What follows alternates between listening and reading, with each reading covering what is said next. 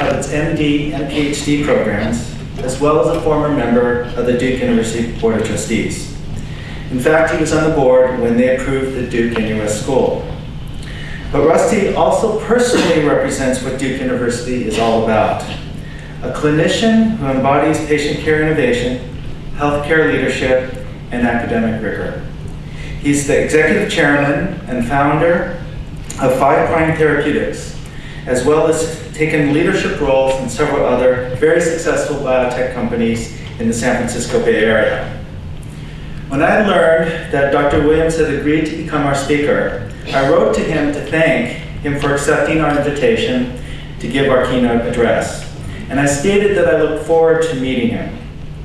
He reminded me that we had actually met over 10 years ago, over a decade ago, when he brought his daughter to my pediatric practice in San Francisco for consultation. Since he still agreed to speak to us today, I guess I must have made a good impression. So without further ado, it gives me great pleasure to invite Dr. Rusty Williams, Executive Chairman and founder of 5 Prime Therapeutics, to share with us his keynote address.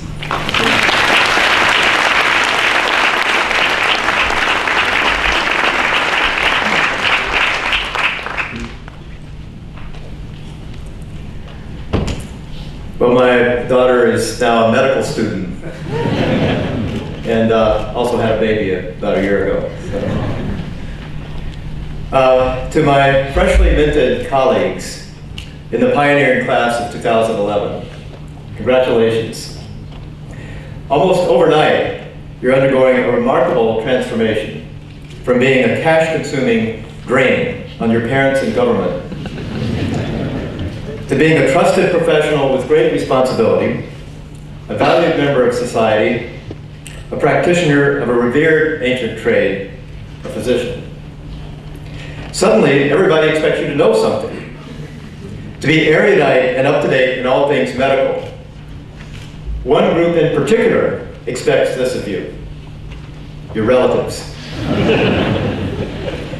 So be prepared to make on-the-spot diagnoses when they ask you for advice on the most enigmatic and implausible symptoms. Your family members know that you're smart, that you study diligently, and that you've been under the tutelage of some of the best minds in medical education. What your relatives don't know is that you have a secret weapon in answering their questions: Google. I have recent first-hand experience with the transformation that you're undergoing. My son-in-law graduated from medical school 2 weeks ago. My image of him has since changed dramatically. He's no longer the young dude who swept my daughter off her feet. Now he's an authority, a real doctor, who apparently is actually going to be gainfully employed. He's suddenly full of a sense of responsibility and self-confidence. During the last week, he's freely given me advice on my health. For example, why I'm taking the wrong hypertension medication, and he's going to be a dermatologist.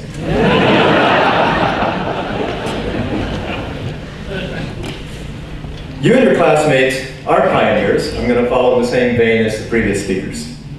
The vision statement for your medical school is pioneering medicine for the 21st century, and you are the first class. I looked up the definition of pioneer in Webster's unabridged dictionary.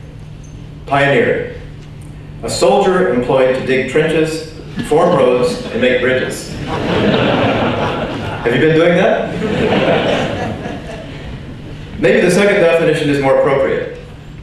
One who goes before, as into the wilderness, paving the way for others to follow. In this sense, you are indeed pioneers. Your school is a startup. To the visionaries in the Singapore government, the Singapore academic and medical institutions, and to the Duke administration and faculty who have helped during these formative years of the school, my hat is off to you, but it's kind of a big hat. So.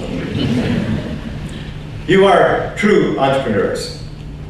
Your efforts have created an inspiring opportunity for students, for Singapore, and for the advancement of medicine.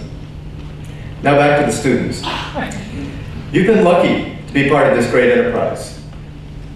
If you fulfill the mission of pioneering medicine for the 21st century, you'll have to not only be pioneers, you'll have to be innovators. Regardless of what you do, full-time practice, research, management, if you're innovative, you'll accomplish more. Once again, I invoke Webster Dictionary for definition. Innovator, one who affects a positive change by introducing something new. Can you do that? So I'd like to talk to you a little bit more about innovation. And to do that, without being too boring, I'm going to tell a few short stories that have been important lessons to me. So innovation can be deceptively simple. Several years ago, I was hiking near Mount Denali in Alaska. My guide had just pointed out a grizzly bear on the next hill. We stopped to rest in a rock outcropping and found ourselves on the rock with a group of 3 other people. I figured if there were grizzly bears around, it's better to have more people with us, and especially 1 or 2 behind me. So I asked them to join us for the rest of the hike. I struck up a conversation with one of my new hiking partners, Peter Pronovost. I learned that he's a critical care specialist at the Johns Hopkins Medical School. When he told me about what he was doing, I was extremely impressed by his clarity of thought and his creativity. 1 year after our hike, I learned that he won the MacArthur Genius Award and was named as one of the 100 most influential people in the world by Time magazine. The bear didn't get him. His elegantly simple, practical, and effective ideas have saved many lives. Here's what he did. Peter was interested in improving survival and reducing complications for patients in the intensive care unit. He first focused on central venous lines, which are used in life-saving scenarios, but are also prone to life-threatening infections.